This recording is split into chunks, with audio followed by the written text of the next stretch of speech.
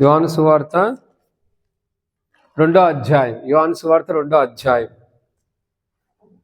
యోహాను సువార్త 2వ అధ్యాయము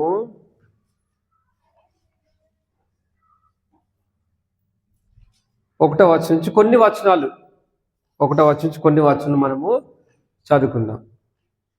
కొన్ని వచనాలు భక్తిపూర్వకంగా మర్యాదపూర్వకంగా మనము చదువుకుందాం. 3వ దినమున అందరం కలిసి గలిలయలోని కానాను ఊరిలో ఒక వివాహము జరిగేది. యేసు తల్లి అక్కడుండేది. యేసును ఆయన శిష్యులను ఆ వివాహమునకు పిలువబడేది. ద్రాక్షారసం అయిపోయినప్పుడు యేసు తల్లి వారికి ద్రాక్షారసం లేదని ఆయన చెప్పగా యేసు ఆమెతో, అమ్మా, నాతో నీకేం పని? నా సమయం ఇంకా రాలేదని. ఆయన తల్లి పరిచారకులను చూచి, ఆయన నీతో చెప్పిందే చేయడం. యూదులు శుద్ధికాచట ప్రకారం 2-3 తూములు పట్టు 6 రాతి బాణలు అక్కడ ఉంచబడినవి. యేసు ఆ బాణాలు నీళ్ళతో నింపిన వారితో చెప్పగా వారు వాటిని అంచుల మట్టుకు నింపిది. చాలు. ప్రార్థించిన దేవుడి సేవ నిమిత్తమై ప్రేమగల తండ్రి, ఇంతవరకు సాయపడ్డారు, స్తోత్రాలు చెల్లిస్తున్నాడు నాయన. ప్రేమామయుడ, ప్రేమ స్వరూపి, దయగల తండ్రి, ఇదిగా లేఖనుసార్లు ప్రార్థించాలని మాకు ఇచ్చిన లేఖన భాగములు బట్టి స్తోత్రాలు. అద్భుతంగా వాడుకోనము దేవా. క్లుప్తంగా వాక్యం చూసుకొని మేము ప్రార్థనలు ఎక్సగట్ట కృప చేయించండి.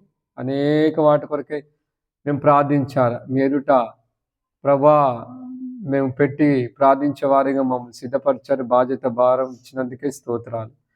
ఇది మీరు కొనసాగించడానికి సాయపడి మనం ఏసునామములో వేడుచున్నాము తండ్రి.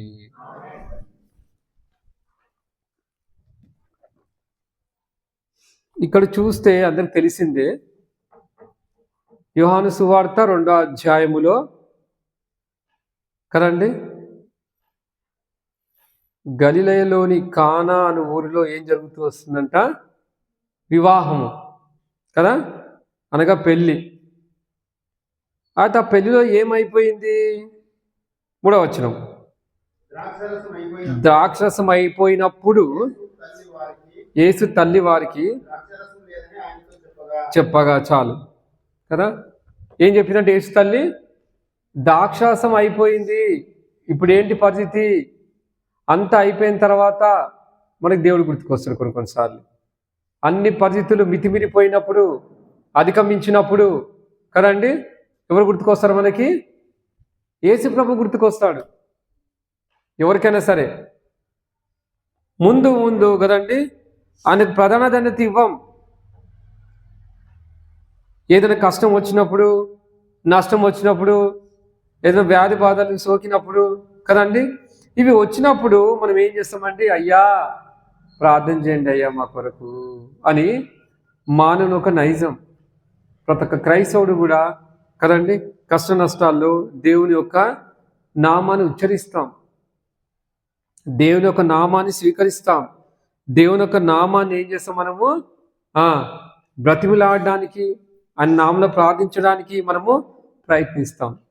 అదేవిధంగా యోహాను సువార్త 2వ అధ్యాయంలో కూడా ద్రాక్షరసం అయినప్పుడు తల్లి కదండి ఎవరి దగ్గర పొమ్మని చెప్పింది? శిష్యులందరినీ యేసు దగ్గరికి పొమ్మని చెప్పింది. అప్పుడు ఏమన్నాడు యేసు ప్రభుల వారు? యేసు ఆమెతో, అమ్మా, నాతో నీకేమి పని? చూసారండి, నా సమయం ఇంకా రాలేదు. ప్రతిదానికి సమయము కలదు కదండి, ప్రతిదానికి సమయం కలదు. ఏడ్చుటకు, ఏదైనా ఫంక్షన్ చేయడానికి, యానివర్సరీ చేయడానికి, ఏదైనా కావచ్చు కదండి, ప్రతిదానికి కూడా సమయము కలదు. మాట్లాడడానికి, కొట్లాడడానికి కదండి, అన్నిటికీ కూడా రాళ్ళ కుప్ప వేయడానికి, కుప్ప తీసి పారేయడానికి, కట్టడానికి, కూల్చడానికి, ప్రతిదానికి ఏం కావాలంట? సమయం కావాలంట. అయితే యేసుక్రీస్తు ప్రభుల వారు హెచ్చించబడే సమయం వచ్చింది, ఆయన మహిమపరిచే సమయం వచ్చింది, ఆయన సూచక్రియ చేసే సమయం వచ్చింది కదండి. తను తాను ఏం చేసుకున్నాడంటే మహిమపరుచుకుంటూ వచ్చాడు. ఆయన ఘనపరుచుకుంటూ వచ్చాడు, ఆయన నామాన్ని ఆయనే ఘనపరుచుకుంటూ వచ్చాడు. ఎట్లా? 5వ వచనం, ఆయన తల్లి పరిచారకులను చూచి ఆయన మీతో చెప్పినది చేయడం. చూసారా, మనకు దేవుని మహిమపరచాలంటే, దేవుని ఘనపరచాలంటే, దేవుని కొనియాడాలంటే దేవునికి ఏమి ఇవ్వాలని మనము ప్రథమ స్థానం అని ముందు పెట్టాలా. ప్రభా మీరు ముందుండండి, వెనకాల ఉంటానని కదండి. ప్రభుల వారిని ముందు పెట్టాలా. యేసు ప్రభు వచ్చిన వెంటనే నాయన నువ్వు చూసుకో అంటే బాగుంటుండే, ముందు పెడితే బాగుంటుండే. యేసు ప్రభు అలా కూర్చున్నాడు కదండి. అయితే మరి ఎప్పుడు గుర్తించింది? అక్కడ కష్టం వచ్చినప్పుడు, అక్కడ కొద్దిగా కొరత అయినప్పుడు కదండి. అక్కడ అవసరం వచ్చింది. అవసరానికే దేవుడా. చూసారా, చాలా మంది అవసరానికే దేవుడా. ఇది న్యాయమా? చాలా మంది ఈ దినాల క్రైస్తవులు కూడా అవసరానికే దేవుని వాడుకుంటారు. అవసరం తీరిపోయిన తర్వాత ఏం చేస్తారంటే దేవుణ్ణి విడిచిపెడతాడు కదండి. మరి అక్కలు తీర్చడానికి దేవుడా కాదు. అయితే ఇక్కడ అవసరం వచ్చింది. అందుకే ఆయన మీతో చెప్పింది చేయుడి. కాబట్టి మనం అవసరం తీరాలన్నా, అక్కర తీరాలన్నా, ఆయన మహిపడి కనపరచాలన్నా ఆయన మనతో చెప్పింది ఏం చేయాలంట? చేయడమే మా పని. ఆయన ఏది చెప్తాడో అది చేస్తేనే ఆశీర్వాదం. ఆయన ఏది చెప్పిండో అది చేస్తేనే దేవునికి మహిమ.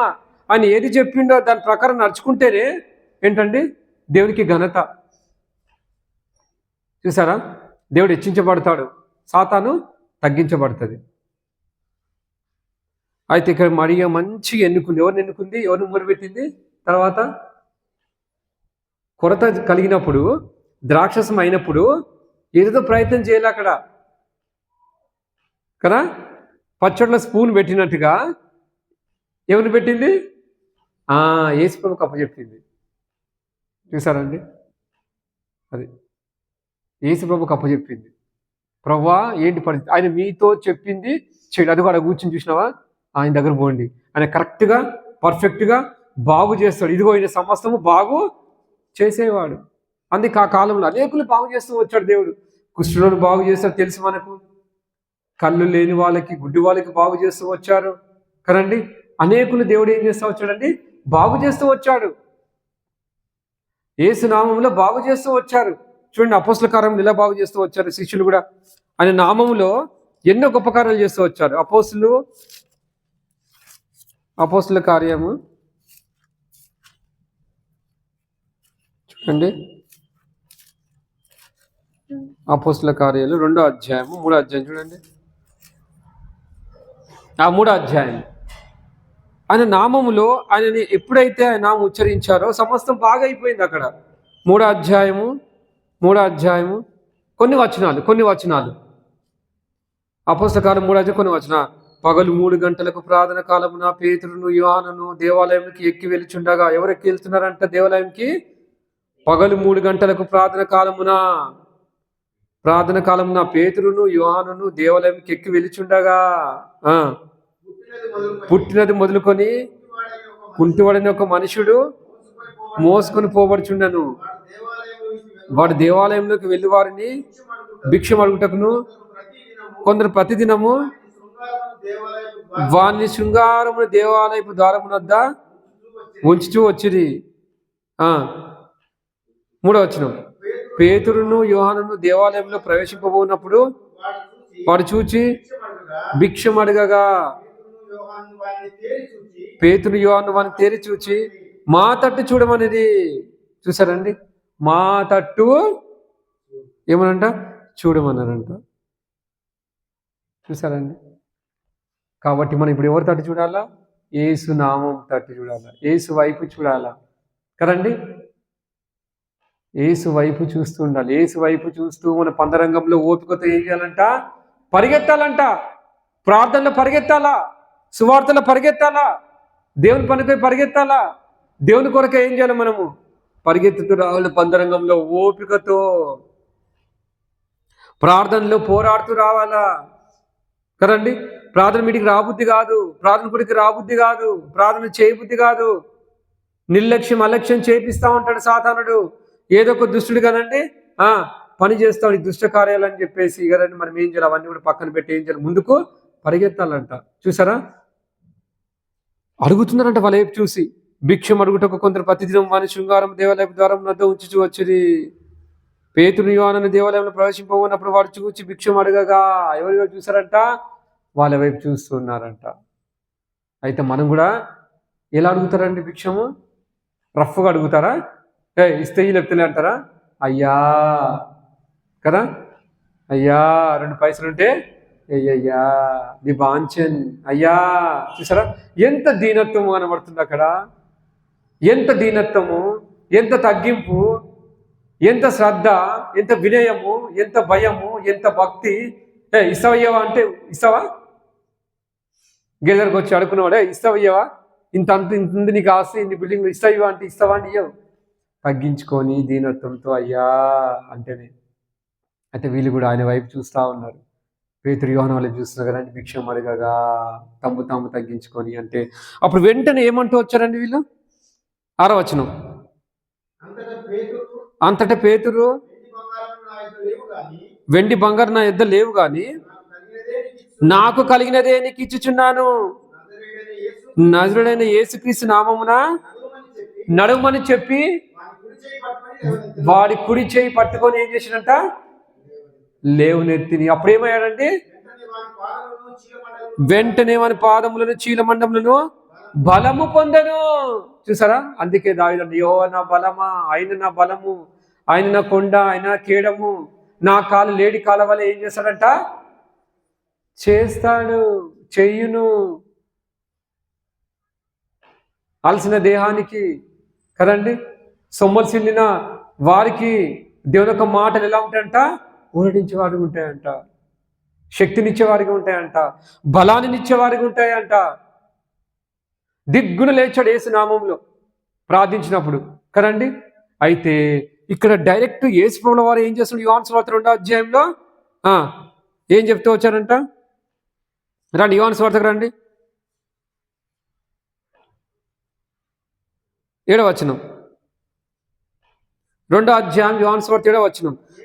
యేసు ఆ బాణాలు నీళ్లతో నింపుడని వాటి చెప్పగా వారు వాటిని అంచుల మట్టుకు నింపిరి. అప్పుడైన వారితో మీరిప్పుడు ముంచి విందు ప్రధాని యొద్దకు తీసుకొని పోండి అని చెప్పగా వారు తీసుకొని పోయిరి. చూసారండి? ఇప్పుడు మీరు ఏం చేయండి? విందు ప్రధాని యొద్దకు ఏం చేయాలి? మీరు తీసుకొని పోవాలా? అంచుల మట్టుకు నింపిరంట. పూర్తిగా హృదయపూర్వకంగా మనసు పూర్తిగా చేయాలి ప్రార్థన. ఎలా చేయాలంట? నిండుగా హృదయపూర్వకంగా మనసు పూర్తిగా కదండి. ఎలా అయితే ఆ నీళ్ళు నింపారో కదండి, ఆ రాతి బాణాలను నిండా నీళ్ళు అయితే ఎప్పుడైతే నింపారో అదే విధంగా మనం కూడా కదండి మన ప్రార్థన అంశాలన్నీ కూడా ఎవరెదుట పెట్టాలంట? ఏమా? దేవుని ఎదుట పెట్టాలా కదండి. మరియ విశ్వాసముతో ఆయన చేస్తాడు అని విశ్వాసం మరియకుంది తల్లికి.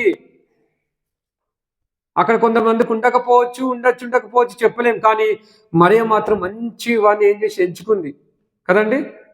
దేవాది దేవుని ఎంచుకుంది, లోకరక్షకుని ఎంచుకుంది. ఆయన అద్భుతాలు చేస్తాడు, సూచక్రియలు చేస్తాడని చెప్పేసి విశ్వాసంతో ఆయనకు అప్పచెప్పండి అయ్యా, ఆయన చేస్తాడని చెప్తే అందరు కలిసిపోయి ఆయన వేడుకుంటూ వచ్చారు కదండి. అప్పుడు ఏం జరిగిందంటే 9వ వచనంలో ఆ ద్రాక్షరసం ఎక్కడి నుండి వచ్చాను?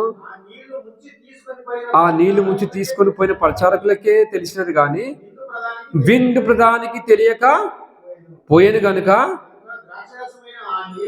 ద్రాక్షరసమైన ఆ నీళ్లు రుచి చూచినప్పుడు ఆ విందు ప్రధాని పెండ్లి కుమారుని పిలిచి ప్రతివాడిని మొదట మంచి ద్రాక్షరసం పోసి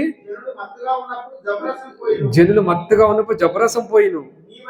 నీవైతే ఇది వరకు మంచి ద్రాక్షరసం ఉంచుకొని ఉన్నామని. చూసారండి? ఇది వరకు మంచి ద్రాక్షరసం ఉంచుకొని మరి ఈ జబరసం ఎందుకు పోసారు? చూసారండి? అయితే అది తయారు చేసింది ఎవరు? మనుషులు. ఫస్ట్ ద్రాక్షరసం తయారు చేసింది ఎవరండి? మనుషులు. తర్వాత యేసు ప్రభు ఏలు పెట్టినప్పుడు అది ఎట్లుందంట? అద్భుతం కదండి, అద్భుతం.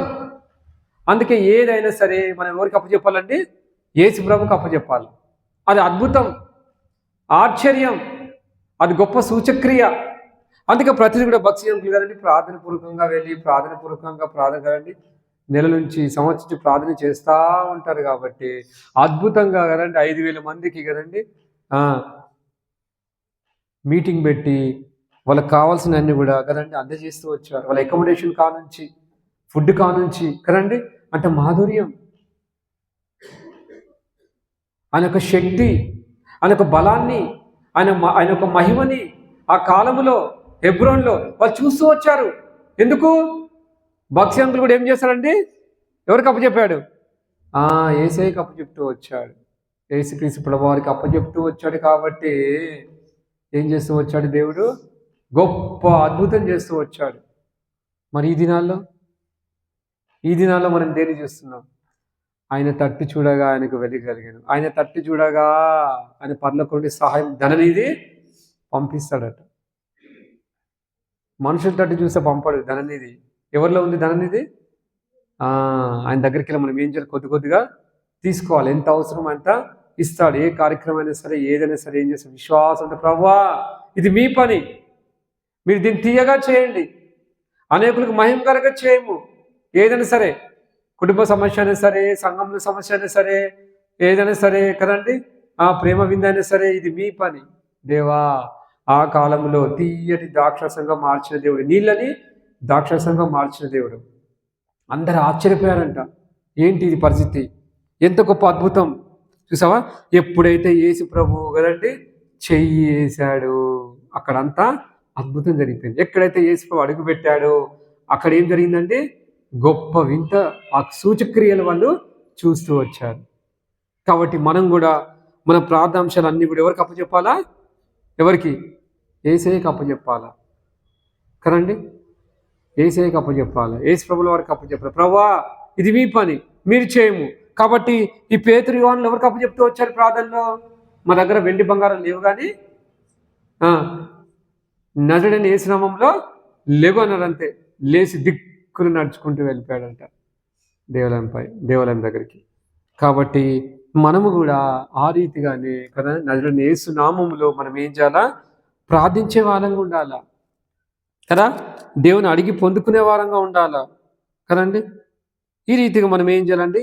ప్రార్థించే వారంగా ఉండాలా. కాబట్టి అందరూ కూడా కలిసికట్టుగా ఏక మనసుతో, ఏక భావంతో ఆ కాలం అపోస్తలుల కార్యంలో కదండి అందరూ కూడా ఏం చేస్తూ వచ్చారు? ఏక మనసుతో, ఏక భావంతో, విశ్వాసముతో ప్రభుకి అప్పచెప్తూ వచ్చారు.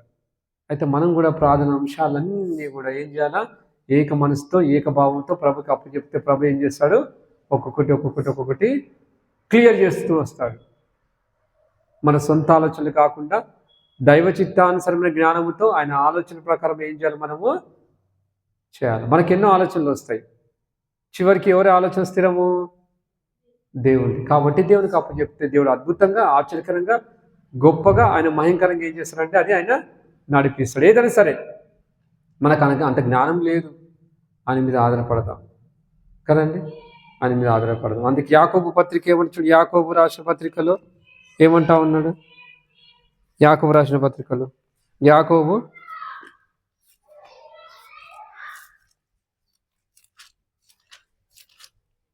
1వ అధ్యాయము 5వ వచనం. యాకోబు పత్రిక 1వ అధ్యాయం 5వ వచనం 6వ వచనం. మీలో ఎవరికైనా జ్ఞానం కొద్దుగా ఉన్నాడలా అతను దేవుని అడగవలను, అప్పుడు అది అతనికి అనుగ్రహింపబడను. ఆయన ఎవరిని గద్దింపక అందరికీ ధారాళంగా దయచేవాడు. అయితే అతడు ఏమాత్రం సందేహింపక విశ్వాసముతో ఏం చేయాలంటే అడగాలంటే. ఎట్లా అడగాలండి? విశ్వాసముతో అడగాలంటే. ఏమాత్రం సందేహించినా అవుట్ నీ పని. ఎక్కడైనా సరే, కుటుంబ జీవితంలో కానీ, సంఘ జీవితంలో కానీ, ఎక్కడ విశ్వాసంతో అడగాలి. అందుకే భక్తి అంకులు అన్ని కార్యాలు చేయగలగడండి. విశ్వాసముతో అంకుల్ గారు చేస్తూ వచ్చాడు. దేవుడు చేస్తాడు, దేవుడు ఇస్తాడు, బస్ అంతే, ఏం మాట్లాడద్దు.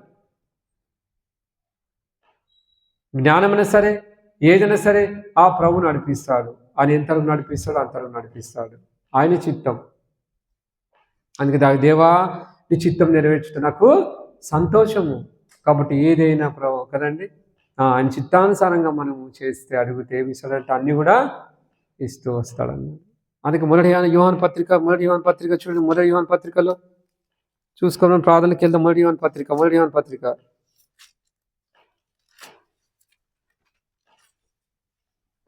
ఏమంటూ వస్తున్నాడు? 14వ వచనం 13, 14 కూడా చదవండి. 13, 14 వచనం. మొదటి యోహాను పత్రిక చివరి అధ్యాయము 13, 14, 15 కూడా. దేవుని కుమారుని నామమందు విశ్వసించు మీరు నిత్యజీవం గలవారని తెలుసుకున్నట్లు రాయిచున్నాను. 14 ఆయనను బట్టి మనకు కలిగిన ధైర్యం ఏదనగా ఆయన చిత్తానుసారముగా మనం ఏది అడిగినాను ఆయన మనవి ఆలకించినది.